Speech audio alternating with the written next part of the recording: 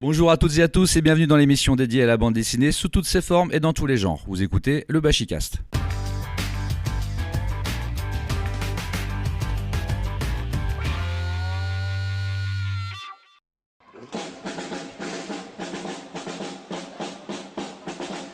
Compagnie, garde à vous. Compagnie rassemblée à vos ordres, mon capitaine. Compagnie repos.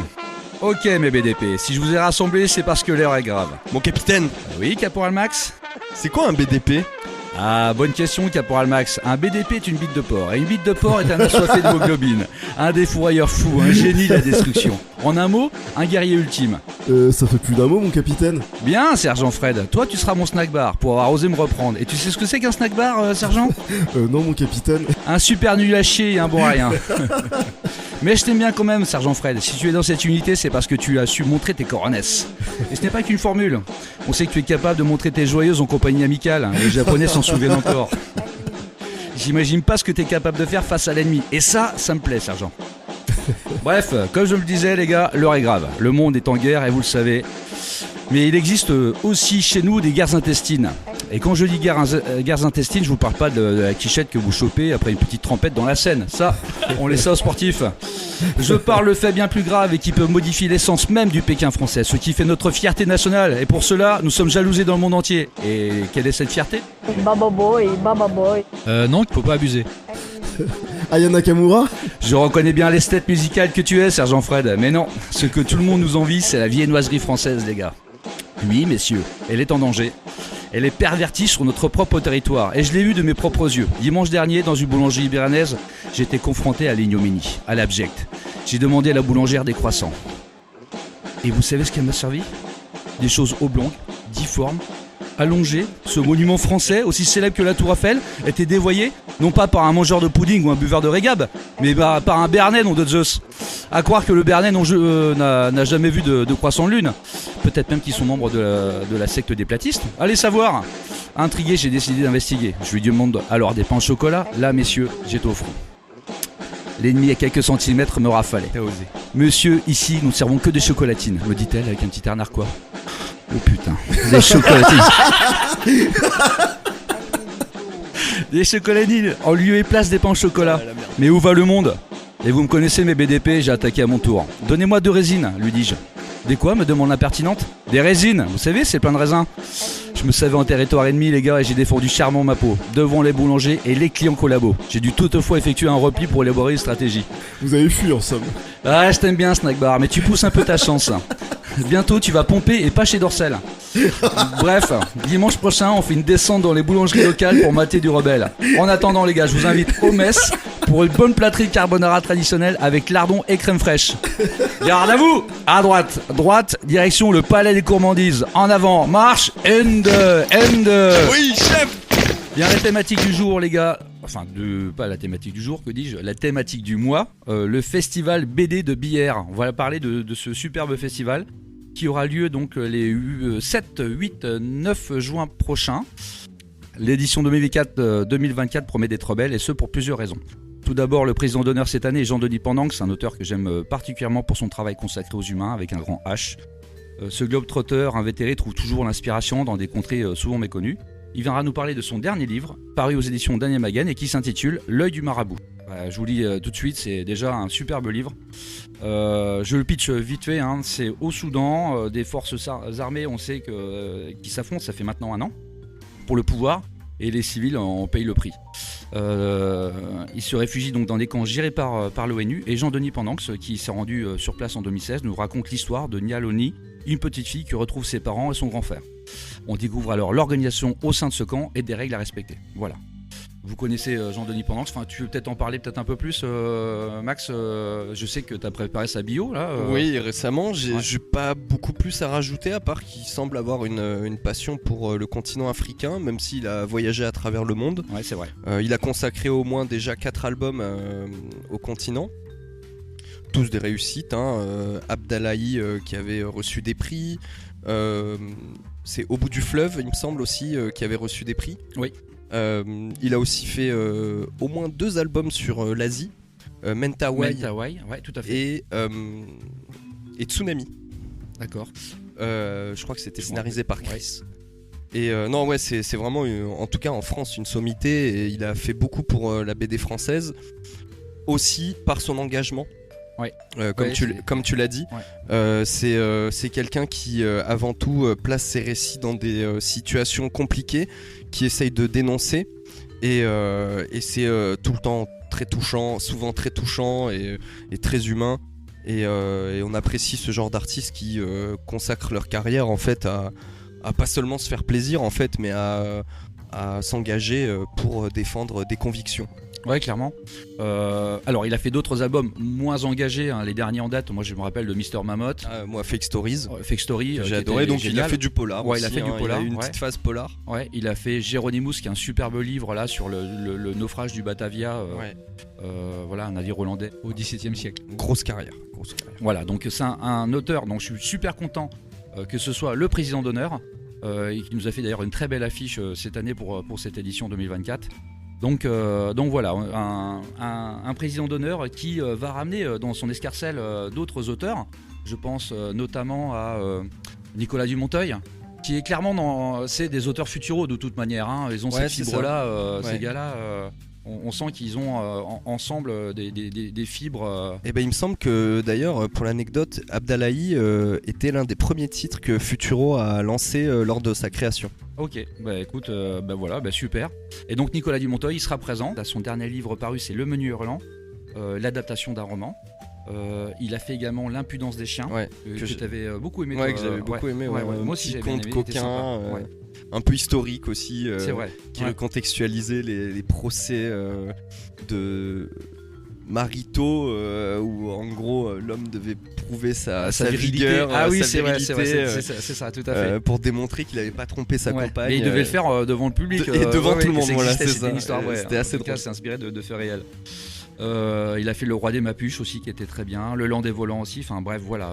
Nicolas Dumonteuil, un auteur qui accompagne donc Jean-Denis Pendance. Donc on est très très content de le recevoir également. On va recevoir également Philippe Scofoni, qui avait fait Exo d'abord et qui a publié assez récemment, je crois que c'était l'année dernière, Ouais. New Forest. Hein. C'est ça. Toi, Ouais. t'avais beaucoup Moi, j'avais bien aimé, ouais. Ouais, moi aussi, ouais. Puis Je suis plutôt graphiquement content. super intéressant. Ouais, je suis plutôt content ouais. qu'on le reçoive. Oui. Moi j'avoue, j'étais passé à côté, j'ai pas encore lu, mais j'ai Ouais, bien alors sûr que moi, quand réparé j'ai eu la cette liste sous les yeux, je te l'ai erreur. Ouais, dit, tu m'as j'étais dit tout de super suite, t'étais content. super Ouais. content. Je vais réparer cette erreur très rapidement. On va recevoir également Rodrigue Michel, qui vient à nouveau sur le festival. Hein. C'est pas la première fois qu'il vient. Commence à être un habitué. Ouais, et puis qui a fait Loser Jack, Clifton, Cubitus, hein, on connaît beaucoup pour ça Ouais. notamment. Hein. Et il réserve également quelques surprises, on en parlera tout à l'heure à la fin du podcast. Et nous recevons au hasard aussi, qui est déjà venu au festival. Il vient nous présenter la sortie de Viking dans la brume, le tome 2, qui est déjà paru un petit moment, mais on a toujours plaisir de le recevoir. Et puis je vous laisse découvrir une petite interview qu'il nous a accordée tout récemment.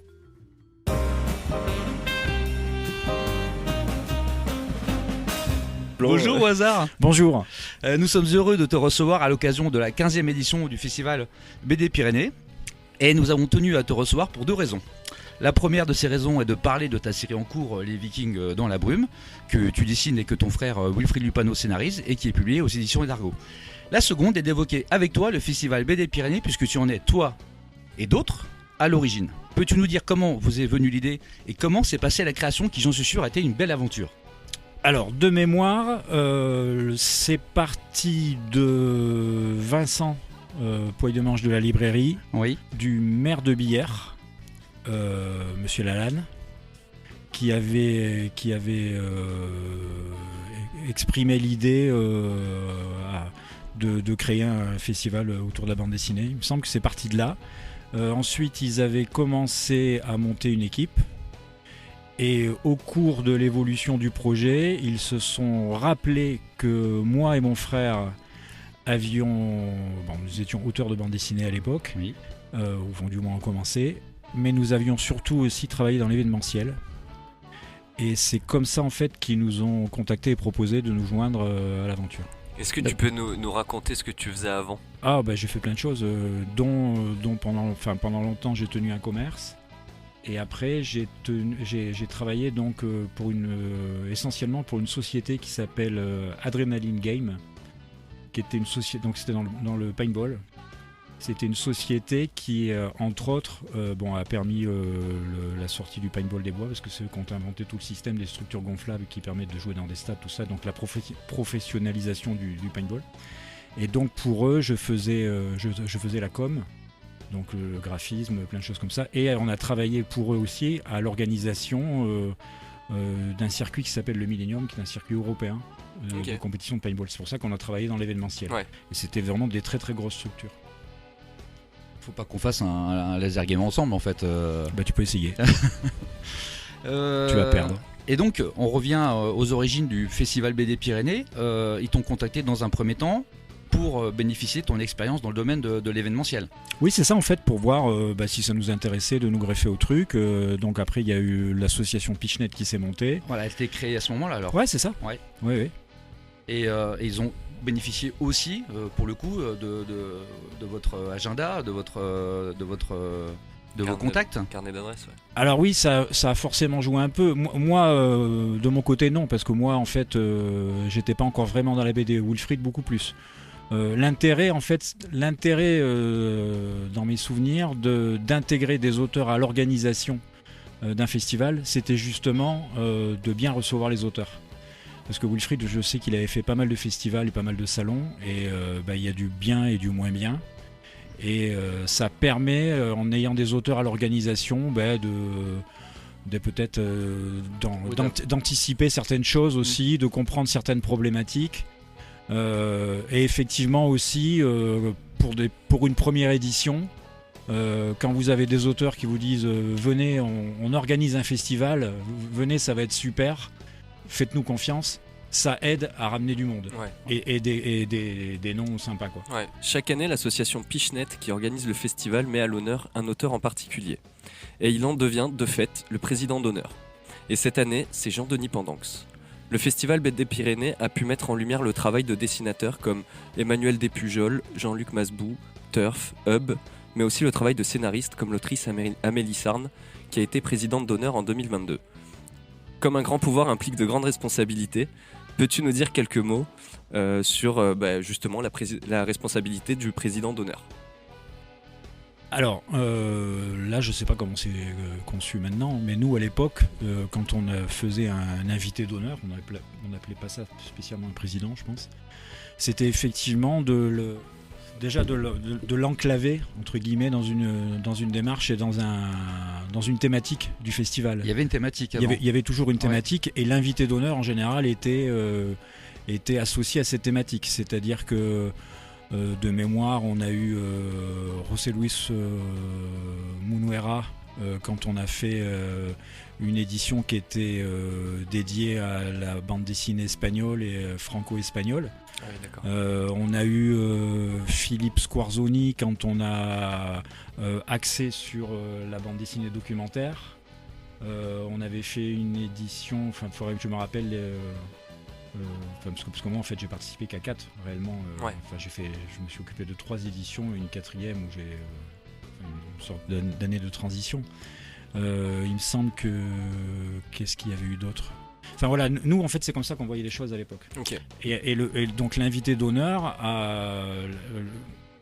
est associé à la thématique, a pour aussi mission entre guillemets d'inviter à carte blanche pour inviter des auteurs. Et c'était pas difficile de s'en tenir à la thématique, d'avoir des auteurs qui correspondaient aux thématiques ? C'est du boulot. Ouais. Il faut quand même essayer de faire un tri, quoi. C'est l'intérêt du truc.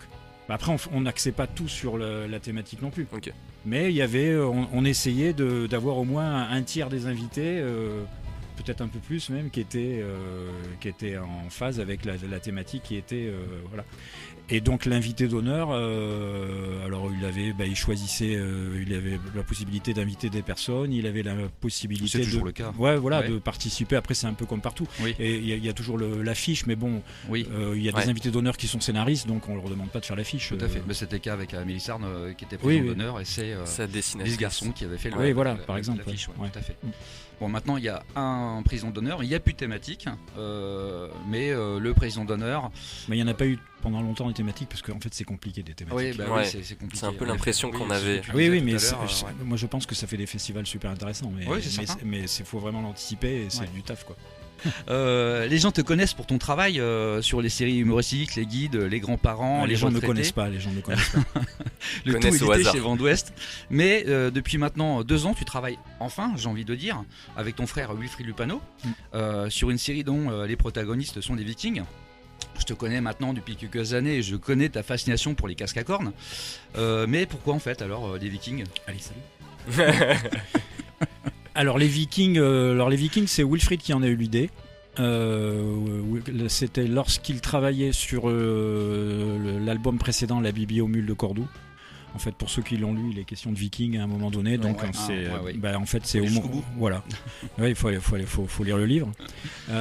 C'est en faisant, c'est parce que Wilfried fait toujours des bouquins avec pas mal de recherches. Et donc, c'est quand il a mis le doigt dans les recherches, au cours de ses recherches historiques, quand il a mis le doigt sur le vikisme, on va dire, bah, il a trouvé qu'il y À avait. pas confondre avec le wokisme. Non, je peux pas.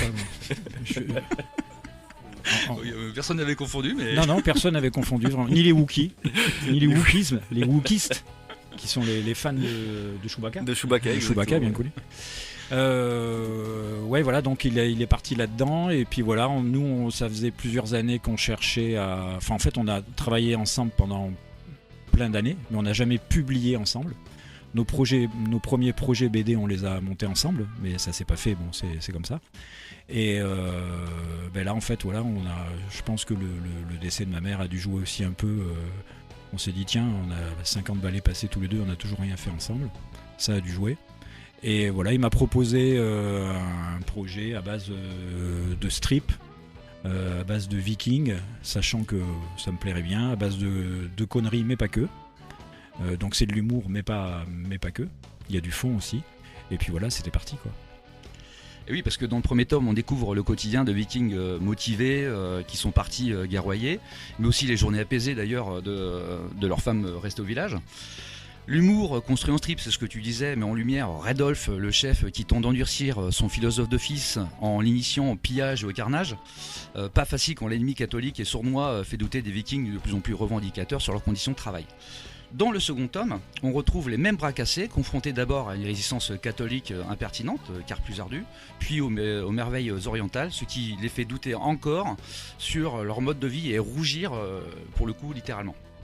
Je sais que tu travailles maintenant sur un 3e tome, mais peux-tu nous dévoiler dès maintenant quelle sera en tout cas la future grande aventure de ces guerriers?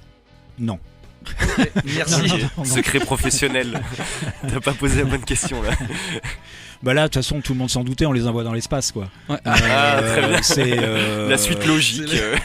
c'est rapport à Elon Musk, tout ça, quoi. On va vraiment aborder ces thématiques-là, les voyages, enfin voilà, le voyage au-delà, tout ça, bien quoi. sûr. Ouais.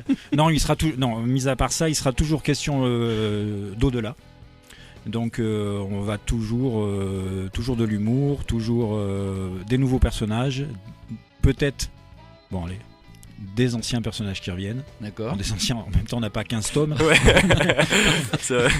Donc relisez Ça bien va le aller premier, vite, ouais. faut relire le premier, faut bûcher le premier, ça vous donnera des clés pour la suite. Non voilà, et toujours cette question sur l'au-delà en fait, les questions que se posent les Vikings, on continue à se les poser avec eux, et puis après je vous en dis pas plus, quoi, parce que ça serait gâcher Ok. la surprise. Et donc la sortie, elle serait pour 2025 déjà? Oui, 2025, quoi. Ouais. Oui, parce que là on vient juste, là je suis en train de faire les dernières retouches sur le storyboard, ce qui fait que je vais attaquer tranquille à partir du mois prochain. Oui. Et donc l'album sera fini avant la fin d'année, mais c'est sortir pour les fêtes, c'est pas évident. Il y a plein de grosses sorties où Wilfried aura un vieux fourneau en plus. Donc je pense que ça va être décalé en début 2025. D'accord, début 2025, ok, pour ce 3e tome. Eh bien, merci Rodolphe, et retrouvez Rodolphe donc au hasard sur les stands de l'association Pichenet au festival BD Pyrénées qui a lieu au Sporting Dash. J'étais en train de chercher le Sporting Dash le 8 et 9 juin. Merci Rodolphe. Merci Rodolphe. Merci.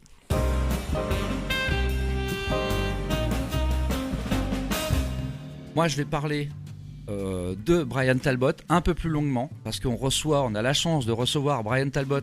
Et ça, c'est énorme. Mais oui, mais là, c'est colossal qu'ils viennent nous voir à Pau, enfin à Billère plus précisément, puisqu'il avait le choix entre un festival, je crois, qui est en Irlande, Ouais. et venir nous voir. Il a trouvé plus exotique de venir nous voir, tant mieux. Hein, voilà, on est super content de le recevoir. Donc Brian Talbot, pour ceux qui ne le connaissent pas, c'est un auteur anglais qui est venu déjà cette année à Angoulême pour parler de sa série phare Granville. Moi que j'adore, une superbe série du Chrony.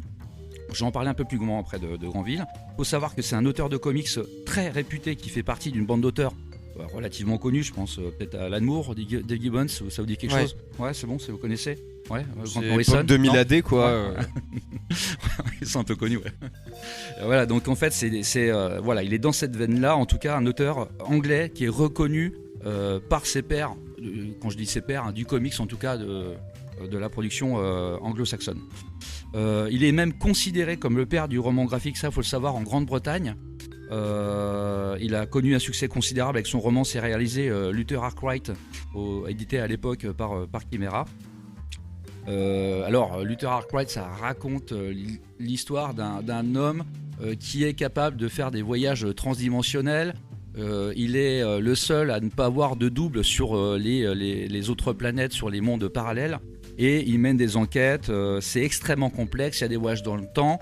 Voilà, il a fait quelque chose d'extrêmement abouti. Il y avait 9 tomes, me semble-t-il, et voilà, c'est un ouvrage de référence, et ça a placé d'emblée Brian Talbot comme un auteur de romans graphiques.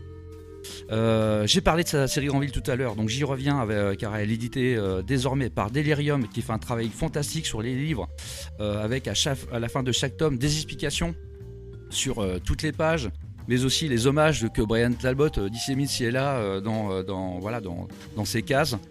C'est un amoureux de la bande dessinée. Il y a des références que vous trouverez partout, et n'hésitez pas à aller voir à la fin parce que des fois vous passez à côté d'autres références, et c'est toujours plaisant de revenir en disant ah oui, j'avais pas vu là dans le fond ou caché là. Il y a toujours quelque chose, des petites malices de l'auteur. Est-ce que vous savez pourquoi il a appelé sa série Granville? Non, mais je pense que tu vas nous le dire. Bah ouais, d'accord, donc j'enchaîne Vas-y. alors. Non, c'est pas, hein, voilà. Non, Je c'est souligne pas- ton ignorance, Fredo. En fait, il s'inspire du caricaturiste français du 19e, Jean-Jacques Granville, voilà, qui était un maître dans l'anthropomorphisme. Donc on comprend mieux maintenant la série Granville, que j'en ai pas parlé, puisque c'est une BD anthropomorphique où les personnages sont des animaux. Il s'est inspiré également d'Albert Robida, aussi un autre illustrateur français du 19e, connu pour ses œuvres d'anticipation. Voilà, donc ce sont des personnages anthropomorphiques, comme je le disais, dans un monde où Granville est Paris. C'est un monde uchronique, puisque Napoléon a gagné toutes ses batailles et ses guerres pour créer un empire français qui domine l'Europe. Dommage, voilà, j'aurais bien voulu vivre dans ce temps-là. Colonialiste. Dans ce monde, l'Angleterre a gagné son indépendance après quelques révoltes menées par des groupes anarchistes. Elle est même devenue République socialiste, ça doit faire rire les Anglais. Et nous suivons les enquêtes de l'inspecteur Archibald Lebrock et de son bras droit, le sergent Razzi. C'est un style steampunk à mort, où les personnages principaux sont une sorte d'Hercule Poirot et d'Hastings, mais alors en version ultra musclée. Ouais, brutaux aussi. Il y a toujours des conspirations, il y a des tueurs, il y a des menaces en tout genre. Enfin bref, c'est un vrai régal. C'est un peu bourrin, faut l'avouer, mais moi je me régale à chaque lecture. Et d'ailleurs, il y aura un 5e tome qui va paraître là en septembre, me semble-t-il, Ouais. août-septembre, c'est ça. Je crois que Ouais. c'est ça, oui. Ouais, on avait eu Laurent Lerner qui nous avait parlé de ce 5e tome à paraître, l'éditeur de chez Delirium. Donc on a hâte de recevoir Brian Talbot qui va marquer aussi de son empreinte ce festival, en tout cas, clairement. puisque c'est un auteur incroyable. Et Ouais. Laurent, il me semble qu'il vient pas tout seul. Exactement, il vient avec sa femme, sa chère et tendre Marie Talbot. Ils ont fait ensemble d'ailleurs une BD qui s'appelle Louise Michel aux éditions Vuibert. On connaît Louise Michel, la figure emblématique de la Commune de Paris, est déportée en Calédonie. Elle a même combattu là-bas pour la liberté et les droits de l'homme. Ils ont fait également ensemble Daughter of Her Father's Eyes. Bel Excellent. accent. Oh, Là. quel accent, hein. J'ai maîtrisé. c'est fou, Ah ouais, ça, là, Duolingo. Mais Duolingo, tous les jours. Tuesday. It's Tuesday. Il faut savoir que pour ce titre-là, ils ont obtenu le prix Costa en 2012. Et le prix Costa, en cherchant un peu, en me renseignant, c'est un premier roman graphique primé. Et c'est un prix extrêmement prisé en Angleterre. Il y a de nombreux auteurs anglo-saxons qui l'ont obtenu. Et assez prestigieux. Et donc c'est le premier roman graphique primé, il faut le souligner. Voilà. Et donc ce livre-là, qui est malheureusement pas édité en France, j'ai cherché un peu partout pour voir s'il avait été édité. Pas encore. Aucun éditeur s'est lancé sur le projet. C'est bien dommage. Donc s'il y a un éditeur qui nous écoute, là il y a peut-être un truc à faire avec ce livre-là, puisqu'il parle de la fille de James Joyce et de la relation qu'elle entretenait avec son père, donc cet écrivain extrêmement célèbre. Et Mary Talbot, elle met également, elle mélange avec ce récit-là sa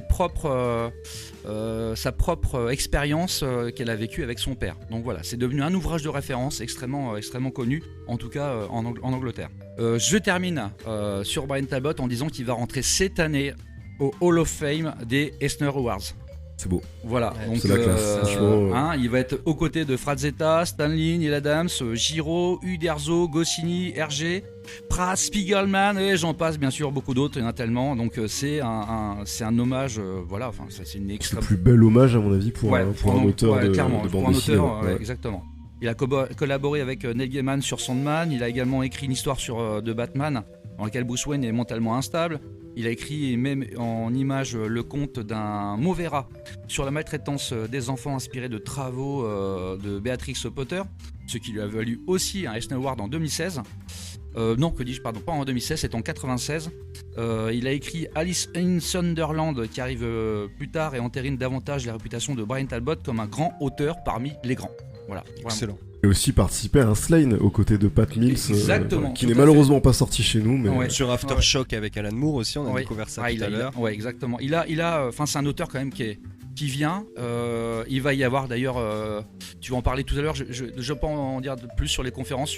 Ouais. J'attends que tu t'en diras davantage. Je sais tout à l'heure. Donc n'hésitez pas à venir parce que on réserve de belles surprises pour ce festival. Si je peux prendre le relais. Vas-y.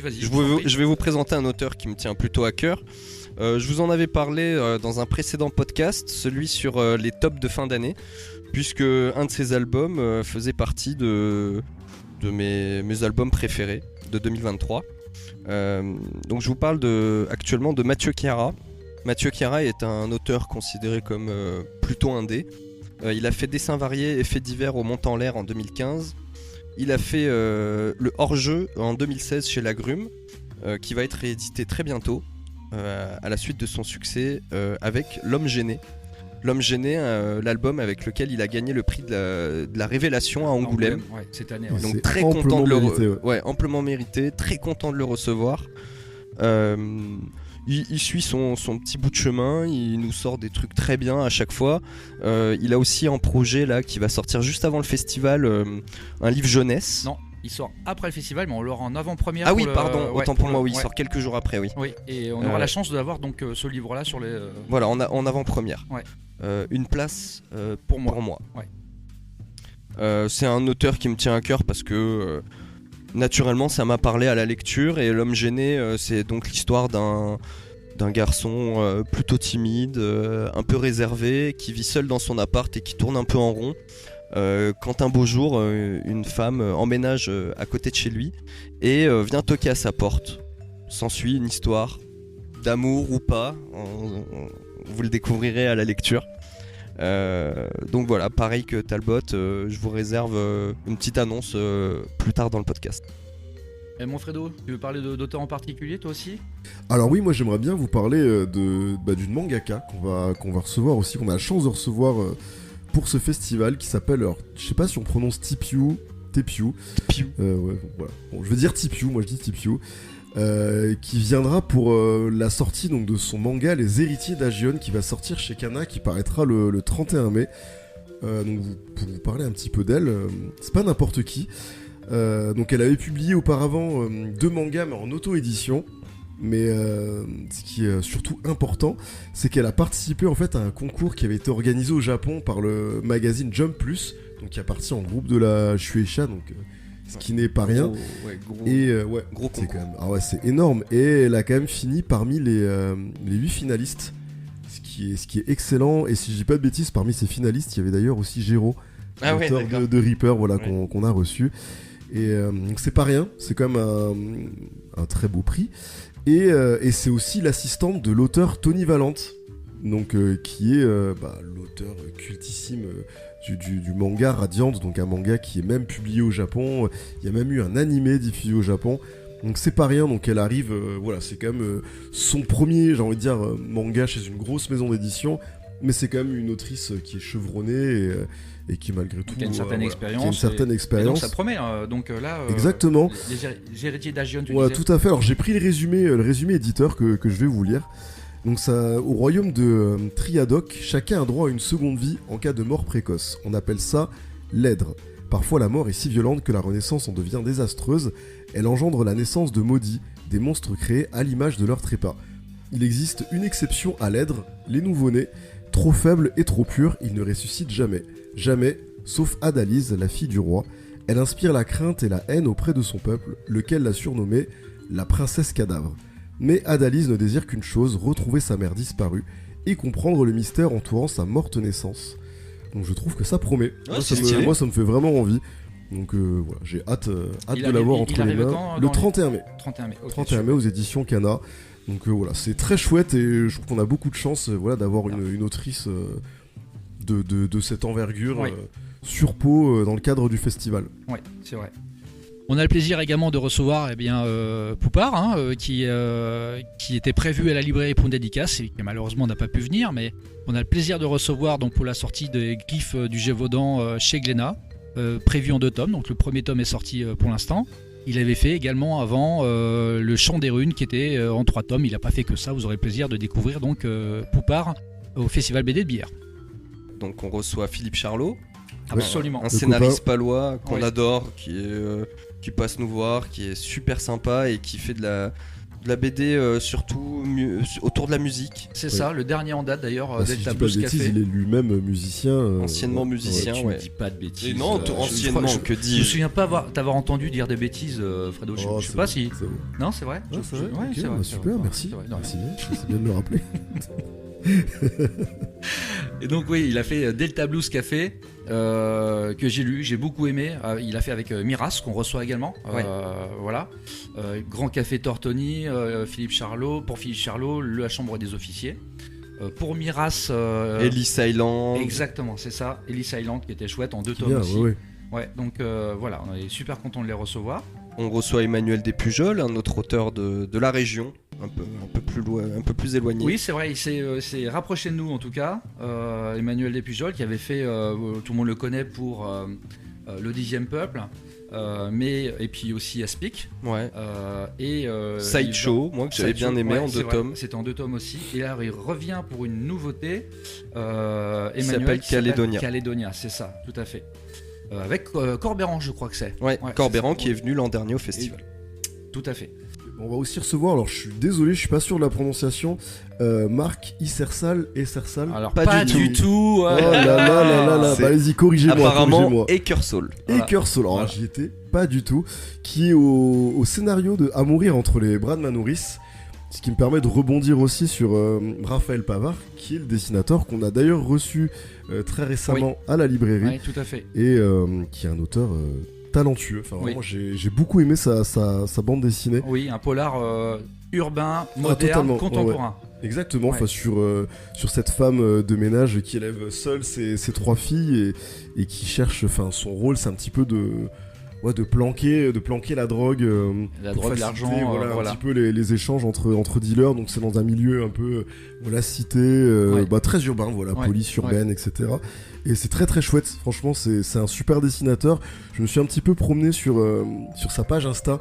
Il est très très généreux en dessin et c'est cool parce qu'il a l'air d'avoir de nombreuses influences pas forcément propres à la BD. D'accord. J'y vois aussi un petit peu de manga.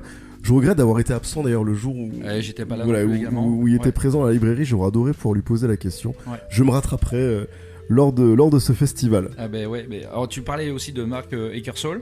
Il a fait À mourir entre les bras de Et Manoris. d'ailleurs, il y a aussi Henri Scala, donc qui ne sera pas au festival, mais qui a aussi travaillé Oui, sur l'album. l'album. Oui, tout à fait, ouais. tu as raison de le souligner.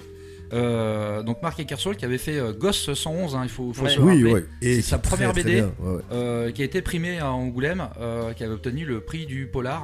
SNCF, ouais. Voilà, Et exactement. que j'ai lu tout récemment. J'ai lu, Ouais. je crois, il y a à peine un mois. Ouais. Et j'ai On adoré. reconnaît sa patte, hein. Enfin, en tout cas, encore une fois, c'était un polar urbain. Tout à fait, Voilà, ouais. donc il est très imprégné de ça. Il a aussi fait Tananarive. Ouais, Tananarive que j'avais beaucoup aimé également.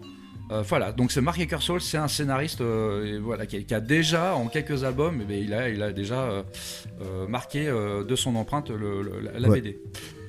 On reçoit également Christian Galli, un auteur italien qui sort un album chez Le Lombard qui s'appelle Didi.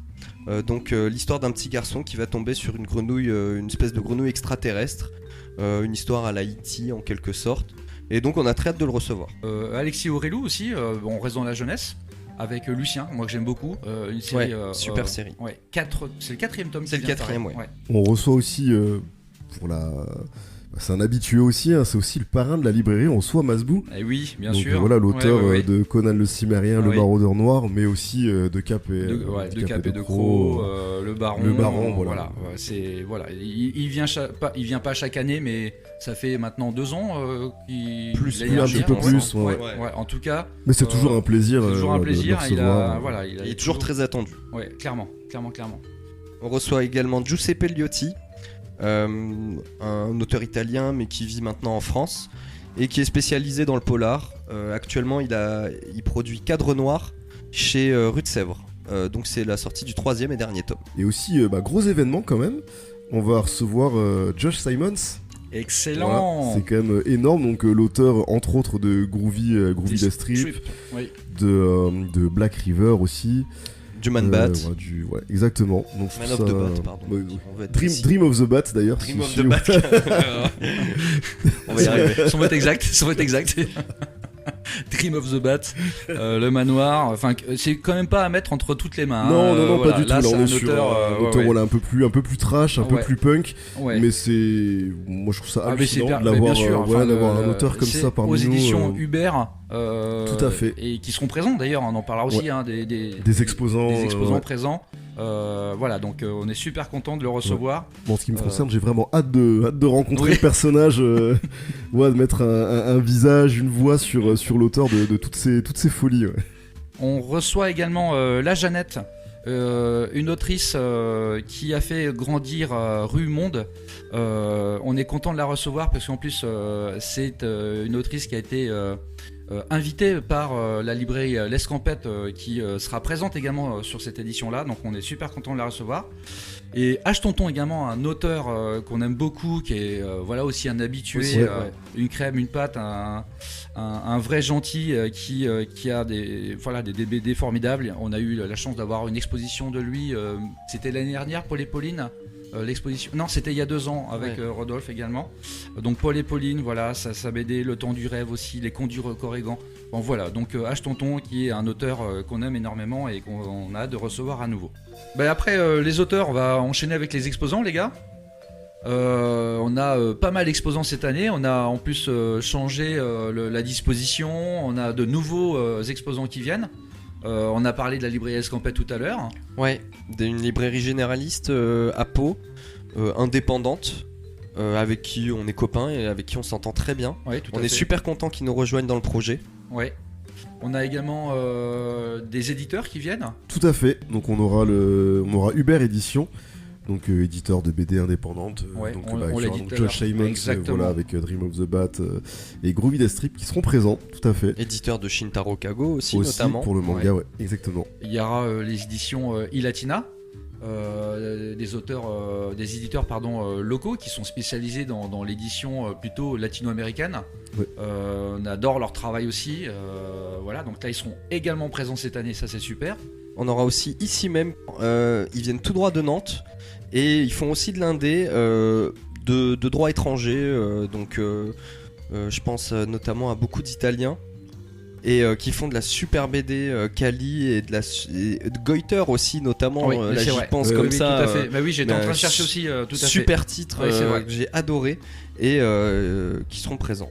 On aura également de présent les éditions Inuit, alors pas physiquement présents au festival, dans un stand, mais ils nous prêtent une animation qu'ils créent avec les ateliers Inuit.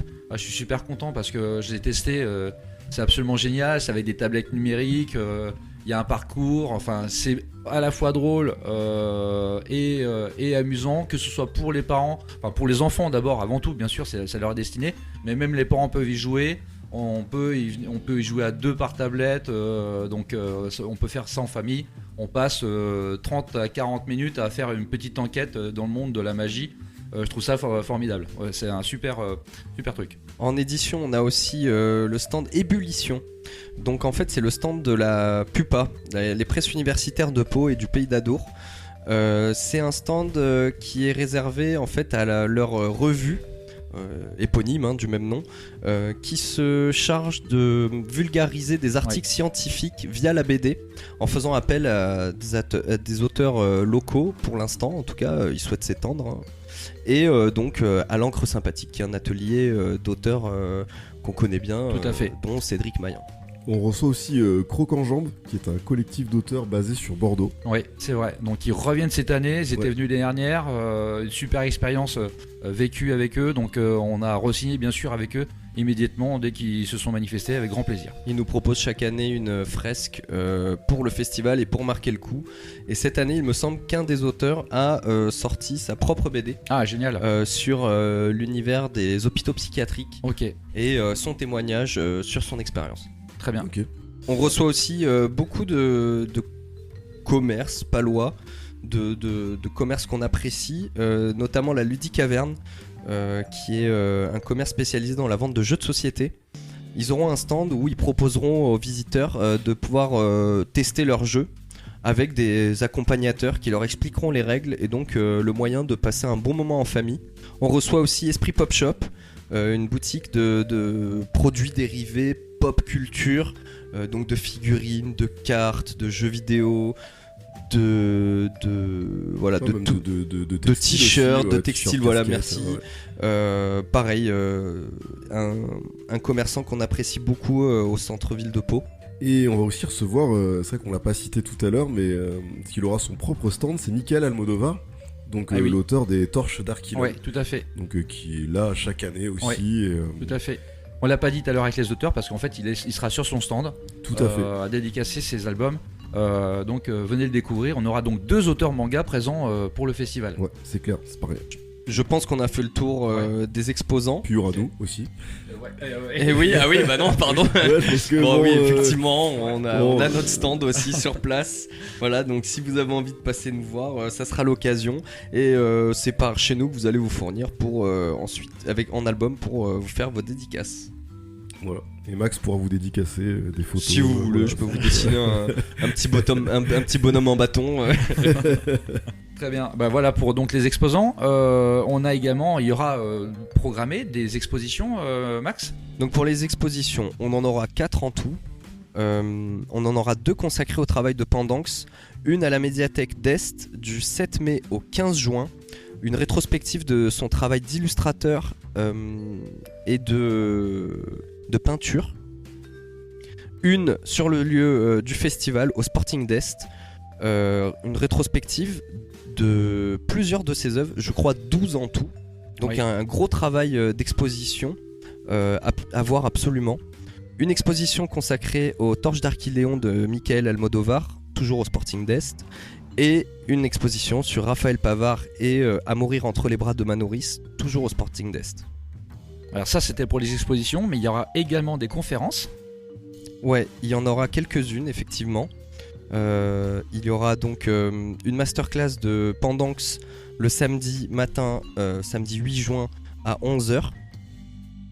Une conférence aussi masterclass, on va dire, de Brian Talbot et de Marie Talbot samedi à 14h. Ça j'ai hâte de ça va être passionnant, ouais, ça va être puisque passionnant. on n'a pas précisé, je crois, mais Marie Talbot est une universitaire. Oui, donc fait. je pense qu'elle va avoir beaucoup à raconter. Le dimanche à 11h, une conférence autour de la thématique de la première BD qui va réunir 3 jeunes auteurs, pas forcément sur leur première BD, mais on va recevoir Mathieu Chiara, oui. On va recevoir Raphaël Pavard, Oui. Et on va recevoir La Jeannette. Très bien, mais ça promet. Pareil, ça va être ils vont raconter donc leur parcours en fait. C'est ça, Ouais, de jeunes talents en Ouais. quelque sorte. Très bien. Et dimanche à 14h, une conférence manga, donc avec Tipiou et Michael Almodovar sur le travail de mangaka français. Il y aura, me semble-t-il aussi, d'organiser un spectacle à la salle La Case. Ça, ce sera le samedi, si je dis pas de bêtises, à 14h30. Ouais, c'est ça. C'était ça, hein, oui, tout à Un fait. spectacle donc de Rodrigue, Rodrigue, voilà. tout à l'auteur, fait. le dessinateur, un spectacle de marionnettes. Oui, donc plutôt jeune. Ouais, à partir de 8 ans et tout public. Très bien. On va terminer avec les animations. Ouais, donc on aura une soirée dédicace et tapas le vendredi soir à 19h. Alors pour vous expliquer un petit peu, on aura 2 restaurateurs qui vont vendre des tapas. Et dans quelques-unes de ces tapas, il y aura des tickets de dédicace. En gros, c'est une sorte de loterie avec 25 tickets gagnants au total.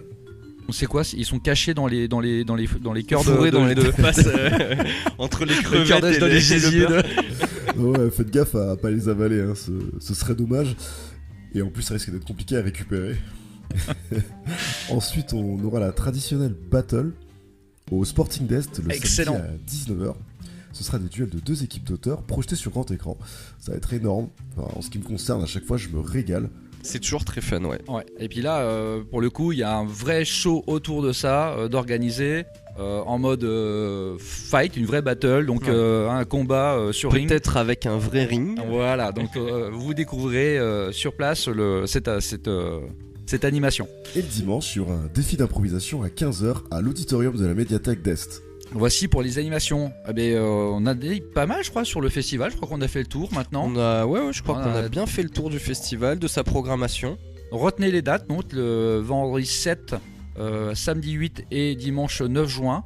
Pour le 7, je précise que la journée est réservée aux scolaires, mais comme l'a dit tout à l'heure Fred, les animations le soir, notamment la soirée dédicace et tapas, vous pouvez y venir, c'est dès 19h. 19h. Voilà, donc voilà, dès vendredi 19h, c'est accessible à tout public. Et bien voici donc pour le festival. Merci messieurs, on va enchaîner avec les coups de cœur.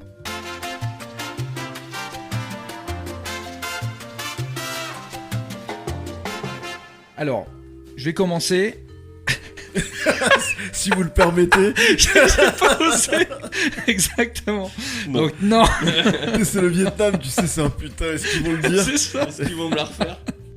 En fait, voilà, je voulais parler moi de mon coup de cœur de ce mois-ci, le dernier debout chez Futuropolis. Voilà, avec Daoudi au dessin et je vais tenter de le dire sans me tromper, Adrian Macheka au scénario. Voilà, je sais que toi aussi, Fred, c'était un C'est énorme coup de partagé, cœur aussi. c'est partagé. Ouais, ouais. Voilà, pour l'instant, moi, c'est une vraie claque que j'ai pris en lisant ce livre. Un vrai uppercut. Un vrai uppercut, histoire de rester exactement. dans le- On reste dans la thématique. Eh ben, on reste dans la thématique parce que le dernier debout parle d'un combat que je ne connaissais pas. Il s'agit du combat du siècle. Alors extrêmement connu, j'imagine aux États-Unis. Hein. C'est un combat de boxe extrêmement réputé. Puisque il s'agit de l'histoire de Jack Johnson, un noir qui a affronté un blanc sur un ring. Et en tout cas, sur ce combat-là, on parle des années début 20e siècle, c'est en 1910 exactement. Et donc Jack Johnson combat un champion de boxe qui qui s'était arrêté, Ouais, qui était à la retraite. qui était à la retraite. Il avait pris du poids, il a arrêté pendant des années pour combattre Jack Johnson sur le ring. Il a dû se remettre en forme, perdre, je crois, près de... Je vais pas dire de bêtises, mais je crois que c'est près de 40 kilos, je crois qu'il a perdu, donc il s'était laissé aller. Et pourquoi il remonte sur le ring ?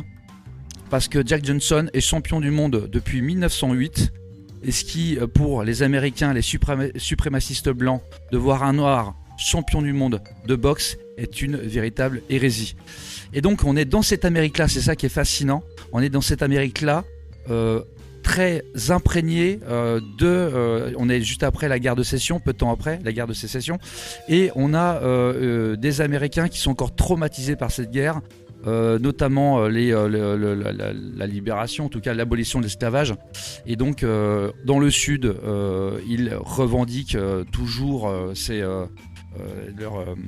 comment dit-on, leur domination exactement sur les Afro-Américains.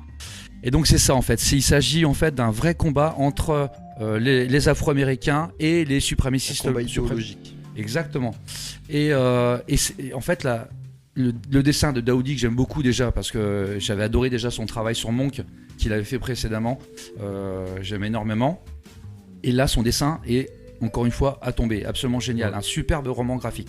Mais au-delà du dessin de Daoudi, c'est le scénario, la manière dont ils ont scénarisé ça, construit la narration de Malechka. Macheka, je suis désolé, de Macheka. Sa construction, elle est incroyable parce qu'on passe, en fait, on va suivre tous les rounds, on va rentrer round par round dans le combat, et dans chaque round, on va soit vers le passé, soit vers le futur. Pour raconter ce qui s'est passé, en tout cas pour les différents protagonistes. Jack Johnson, donc un colosse qui était, faut le dire, assez provocateur aussi. Il a cherché tous les blancs pour casser cette color line, ce qu'on appelait la ligne de couleur à l'époque. C'était une ligne de séparation entre les blancs et les noirs, un peu comme comment ça s'appelait, la ligne Crow, la loi Crow.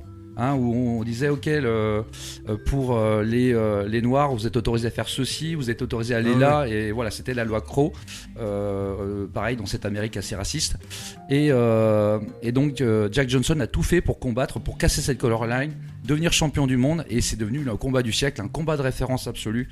C'est un ouvrage absolument fantastique. Les combats du siècle aussi, parce qu'ils l'ont construit cette arène. C'était à Reno. Exactement, à Reno, devant 20 000 spectateurs. Je crois que c'est 22 000. Ça a été construit pour l'occasion.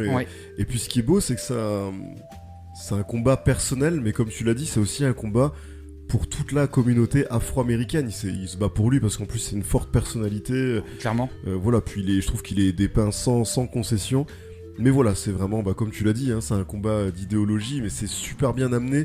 Et moi, ce qui me fait toujours peur avec ce genre d'ouvrage, c'est que ce soit moralisateur. Et là, c'est pas le cas. Pas du tout. Là, ça l'est pas. C'est l'histoire de sa vie. Et quand il fait de la merde, c'est dit, il fait de la merde, voilà. C'est dit, c'est montré. Oui. Donc c'était un amoureux des femmes, parce que ce qui n'a pas aidé aussi, c'est qu'il aimait les femmes blanches.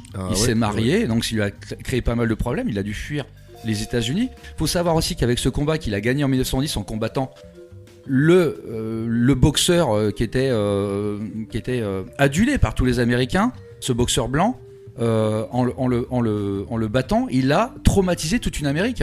Il y a beaucoup de personnalités. J'en ai une en tête, Jack London, que j'ai découvert moi. Je savais pas à quel niveau. Voilà, j'étais déçu de savoir qu'il était en fait raciste. C'est un pro-nationaliste. Il a tenu des propos et c'est vrai en plus. Il est même monté jusqu'à la Maison Blanche. Il a envoyé des lettres au président qui lui aussi était. Il n'acceptait pas cette situation-là. Ils ont tout fait pour renverser Jack Johnson, qui était un superbe champion du monde, voilà. Et ils lui ont vraiment créé pas mal de problèmes. Ils ont même instauré après la loi Mann, qui interdisait le mariage entre les blancs et les noirs. Donc il a dû fuir les États-Unis. Donc voilà, il est arrivé en France. Et j'ai appris ça tout récemment. Il a été gracié par Trump en 2018. D'accord, à titre posthume. Voilà, exactement. Donc voilà, c'est un ouvrage absolument génial. C'est un one shot, bien entendu. C'est un roman graphique à découvrir absolument. Voilà, Le Dernier debout chez Futuropolis. Here comes a new Donc moi je vais vous parler de Camille Blandin, un jeune auteur de bande dessinée indépendante. Il s'est fait connaître en 2019 en lançant son compte Instagram Strip Club, où il publiait des petits strips humoristiques. Il a fait son diplôme, il a un diplôme en graphisme des Beaux-Arts de Toulouse en 2020, mention Covid. En 2022, sort son recueil de strips de son compte Instagram, tiré de son compte Instagram chez le Lapin, intitulé Rien à feutre. Et il se fait surtout connaître en 2023 avec Papa ou le Frankie chez Exemplaire.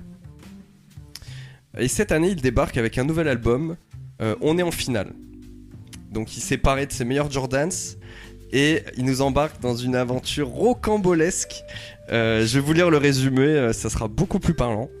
Personne ne sait comment ils ont réussi à arriver jusqu'ici, mais les joueurs de l'équipe de basket de Fandelou les Remégouzes sont bel et bien en finale départementale.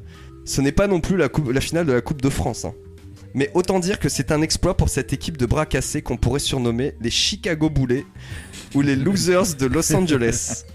Malgré les stratégies de leur entraîneur Jean-Marie Grumeau et ses remontants alimentaires des céréales choc à pic, il faudrait un miracle pour amener la coupe à la maison. D'autant qu'en phase 2, il y a l'équipe de Guindoul-Pégueux, grande favorite pour le titre et qui joue à domicile. Chaud. Donc c'est une BD humoristique. Voilà, tout est dit. Les bases sont là. C'est un match, la finale départementale d'un trou paumé, et c'est un match en fait plein de rebondissements. Alors c'est une BD absurde. Il y a des twists tout le temps. Bon, je spoil un peu, mais il tente de jouer au foot pour s'en sortir. Par exemple. Pendant le match, il pense que le coach pense que ça va passer auprès de l'arbitre, donc il balance un ballon de foot et il commence à jouer. Voilà, c'est ce genre de gag et ça marche super bien. On s'attache vraiment à cette équipe. En plus, ce qui est bien, c'est alors pas en peu de pages, mais parce que c'est quand même assez épais. Mais il arrive à donner une personnalité à ses personnages, super touchante parfois. Les mecs ils sont trop mignons, et on suit donc voilà ses péripéties. C'est vraiment super drôle. Je tiens à préciser que c'est chez Misma. Ils ont fait un super boulot de maquettage. L'objet est magnifique. L'objet il est incroyable. Il est bien pensé. Donc en fait la couverture c'est un ballon de basket, mais vraiment la texture là. avec la texture, avec Par contre, la forme. j'ai essayé de jouer avec. Ça C'est tombé à plat. C'est ça. Et ben, on a parlé de boxe, on a parlé de basket, je vais parler de vengeance. Voilà, aucun rapport. Voilà, aucun rapport. I am vengeance. Donc je vais vous parler d'un manga de Kawabe Masamichi qui sort aux éditions Meian. On a eu la chance d'avoir 2 tomes qui sont sortis d'un coup. Et la série est toujours en cours de parution au Japon avec 13 tomes.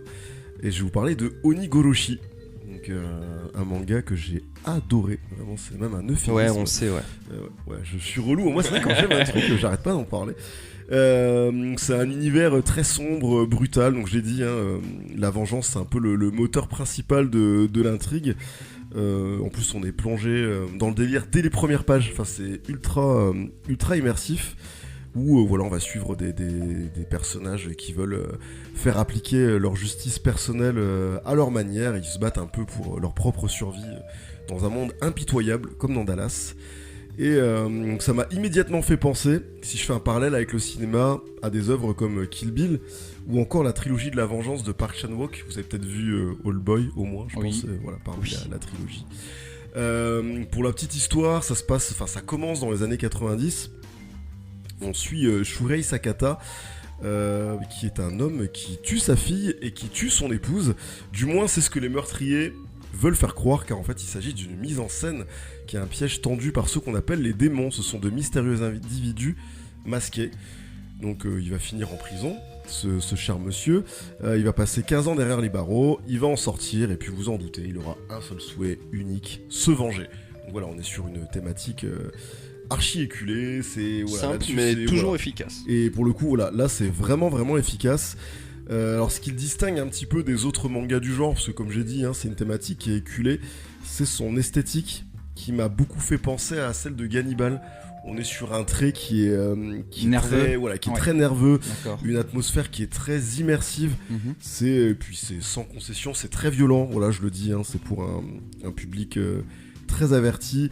En plus de la vengeance, on retrouve aussi toutes ces thématiques de pardon, de rédemption. Et je trouvais que c'est amené avec pas mal d'efficacité.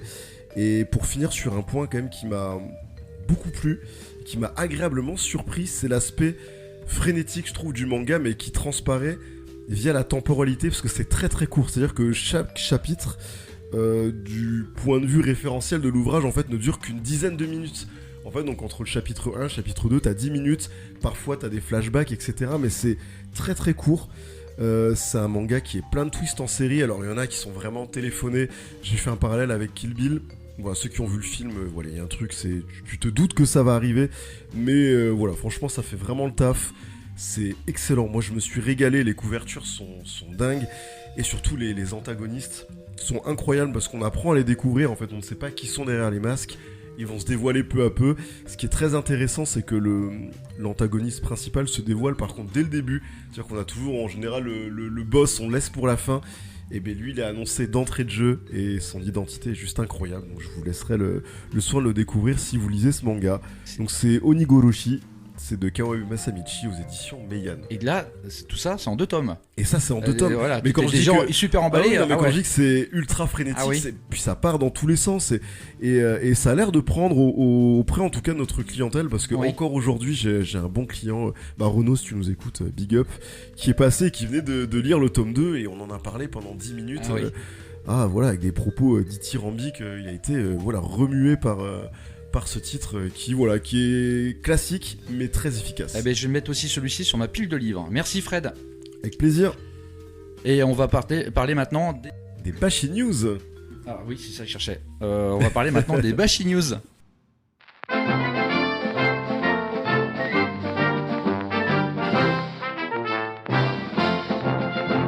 Donc on va commencer par la BD.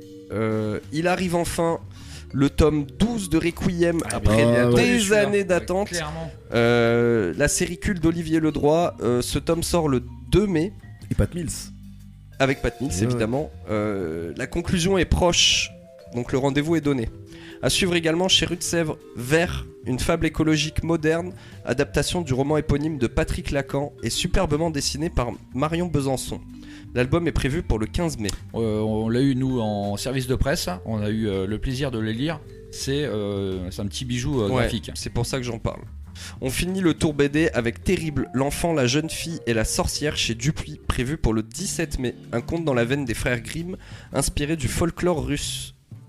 En comics, le 2 mai sort Âme augmentée chez 404 Comics, un récit intrigant de science-fiction dont la thématique principale, le clonage, nous pousse à nous questionner sur notre identité et ce qui la façonne.